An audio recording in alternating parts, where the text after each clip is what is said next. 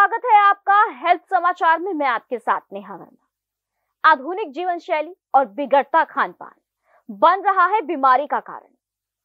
जन्मदिन के अवसर पर अधिकांश लोग अपने परिजनों के साथ खुशियां बांटते हैं, लेकिन करनाल के सामान्य अस्पताल के हड्डी रोग विशेषज्ञ डॉक्टर कमल विनोद अपना जन्मदिन परिजनों के साथ तो मनाते ही हैं, लेकिन साथ ही साथ जरूरतमंदों को भी अपनी खुशी में शामिल करते हैं।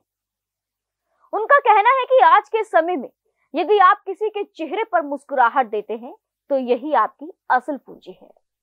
डॉक्टर विनोद कमल ने अपने जन्मदिन पर सामान्य अस्पताल के मरीजों को फल वितरित किए हैं। उनका कहना है कि गम को करो डिलीट और खुशी को करो सेव। इस मौके पर उन्होंने समाचार एक्सप्रेस के साथ अपनी खुशी जाहिर की और साथ ही साथ एक ऐसी बीमारी के बारे में विस्तार से जानकारी दी जिससे कि आज के समय में 85% लोग पीड़ित हैं। उनका कहना है कि मौजूदा समय में आधुनिक जीवन शैली और बिगड़ता खान पान लोगों को गर्दन और कमर दर्द से सता रहा है। उन्होंने विस्तार से इस बीमारी के कारण, लक्षण और बचाव के तरीकों की चर्चा की। देखिए करनाल से हमारे संवाददाता तरुण मदान की हड्डी रोग विशेषज्ञ डॉक्टर विनोद कमल से खास बातचीत। दोस्तों, मैं हूं तरुण मदान और आपके समय दे रहे समाचार एक्सप्रेस में आपको बता दूं कि इस समय मौजूद हूं करनाल के सामान्य अस्पताल में और आज मेरे साथ विस्तार से चर्चा करने के लिए मौजूद हैं सामान्य अस्पताल के हड्डी रोग विशेषज्ञ डॉक्टर विनोद कमल जी। डॉक्टर साहब, सबसे पहले आपका स्वागत है समाचार एक्सप्रेस में। नमस्कार। सबसे पहले तो मैं समाचार एक्सप्रेस चैनल के माध्यम से सभी देशवासियों को नमस्कार करता हूं और समाचार एक्सप्रेस चैनल वालों की टीम का मैं यहाँ पे पहुँचने पर स्वागत करता हूँ और धन्यवाद करता हूँ, क्योंकि समय समय पर लोगों के स्वास्थ्य से जुड़ी समस्याओं को लोगों के बीच जानकारी उपलब्ध करवाते रहते हैं। तो ये एक बहुत ही बड़ा योगदान है समाचार एक्सप्रेस चैनल की टीम का। डॉक्टर साहब, आज के समय में लोगों में पीठ दर्द और गर्दन दर्द की समस्या लगातार बढ़ती जा रही है। आपकी भाषा में इस बीमारी को क्या कह सकते हैं? अब जैसा कि हमारी डेली जो एक्टिविटी होती है, इसके अंदर कुछ ना कुछ वियर एंड टियर डेली इंसान के साथ भी होती रहती है। तो इस वियर एंड टियर की वजह से बढ़ती उम्र के साथ साथ जो हमारी बैकबोन है, जिसके अंदर फैसिट जॉइंट्स होते हैं, लिगामेंट्स होते हैं और इंटरवर्टिब्रल डिस्क होती है, जो हमारी गर्दन से शुरू होके हमारे लोअर बैक तक जाती है। तो ये लगातार वियर एंड टियर होने की वजह से ये इन सब चीज़ों को अफेक्ट करती है और जिसकी वजह से लोगों को कई तरह की समस्याओं का जूझना पड़ता है। तो जब ये गर्दन की हड्डी को अगर इन्वॉल्वमेंट रहती है तो उसको सर्वाइकल स्पॉन्डिलोसिस कहते हैं।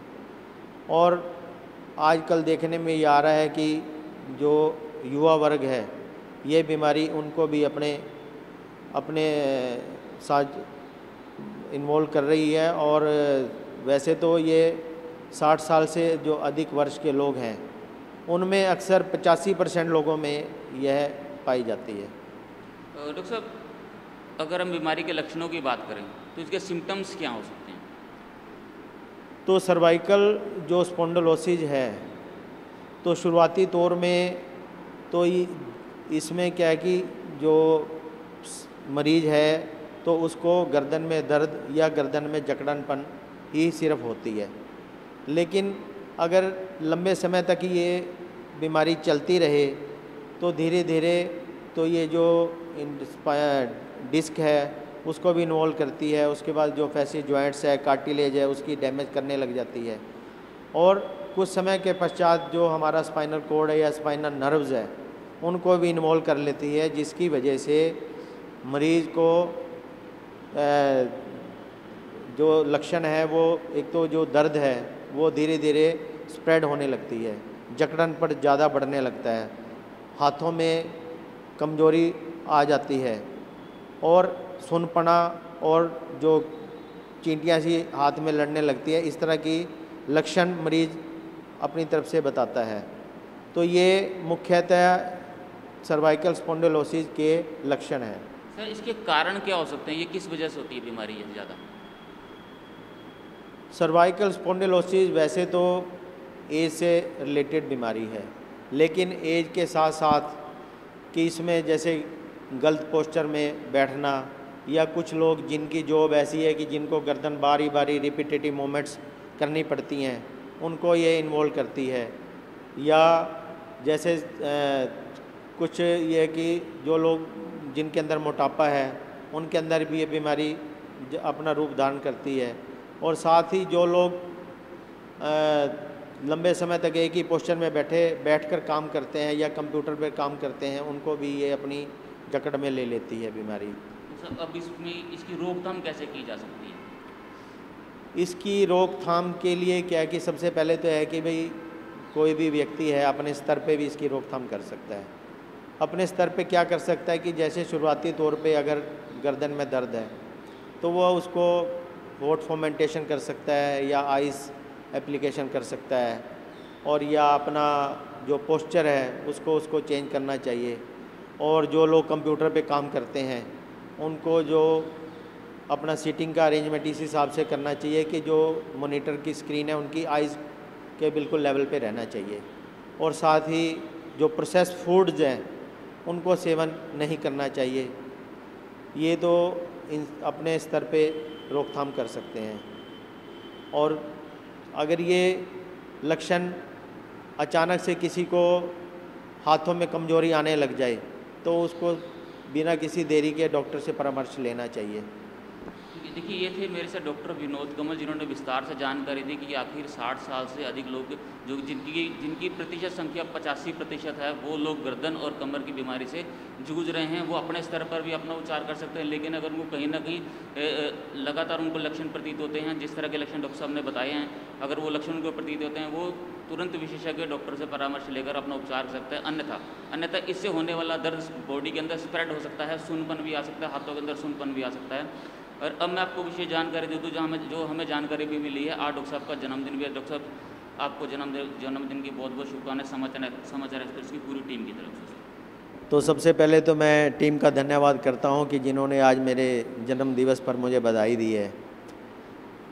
डॉक्टर साहब, देखिए सर, दोस्तों, ये थे मेरे से डॉक्टर विनोद कमल, जिनका जन्मदिवस भी है। हमारी तरफ से इनको बहुत बहुत शुभकामनाएं। इसके अलावा इन्होंने जो हमें जानकारी दी है वो हम अपने जो हमारे दर्शक हैं उनसे हम साझा करेंगे, ताकि वो भी जो लगातार कॉमन बनती जा रही है ये बीमारी, उससे वो निजात पा सकें। मैं Tarun Madan, senior camera person, Sunny Chaudhary के साथ समाचार एक्सप्रेस के लिए धन्यवाद।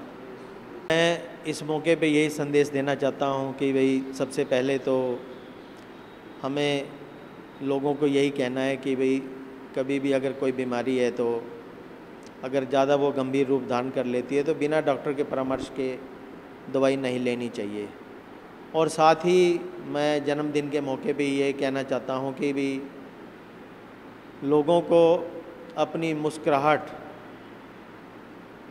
से अगर लोगों को हम किसी प्रकार की खुशी दे सकते हैं तो उसको खुशी देने का हमें प्रयास करना चाहिए, क्योंकि मुस्कुराहट ही खुशी और संपन्नता की निशानी है और मनुष्य की पहचान भी है। तो मैं आज ऐसे मौके पर कुछ और भी कहना चाहता हूँ कि हमें गम को अपने जीवन से डिलीट करना चाहिए, खुशी को सेव करना चाहिए और रिश्तों को रिचार्ज करना चाहिए और नफ़रत को आउटबॉक्स करना चाहिए, प्यार को इनबॉक्स करना चाहिए। और लोगों से मैं यही कहूँगा कि अपनी छोटी से छोटी खुशी को भी लोगों के बीच साझा करें। अगर हमारी मुस्कुराहट से किसी के चेहरे पे अगर खुशी आ सकती है तो उसका हमें प्रयास करना चाहिए। यही हमारी जीवन की मेरी कामना है। जय भारत, जय हिंद। देखिए, इन्होंने बहुत अच्छा संदेश दिया राष्ट्र के नाम कि हमें जो गम है उसको डिलीट कर देना चाहिए, खुशी को सेव कर देना चाहिए। इस तरह के अगर और भी ऐसे लोग आगे आ जाएं जो कि समाज के प्रति ऐसा सकारात्मक सोच रखते हैं, जो समाज की भलाई के लिए निरंतर लगातार कार्यरत हैं, दिन रात जुटे हैं, जिनको हम कोरोना योद्धा भी कहते हैं, ऐसे लोगों को समाचार एक्सप्रेस की तरफ से हम सैल्यूट भी करते हैं। मैं Tarun Madan, senior camera person, Sunny Chaudhary, Samachar express के लिए धन्यवाद।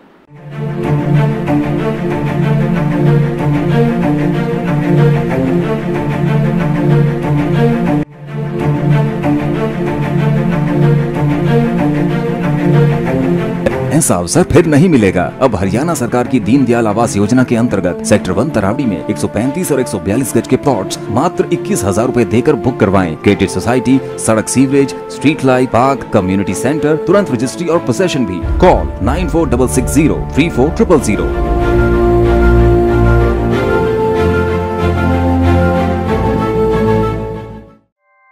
ऐसे ही लेटेस्ट खबरें पाने के लिए बेल आइकन को क्लिक कर हमारे चैनल को लाइक, शेयर एंड सब्सक्राइब करें। धन्यवाद।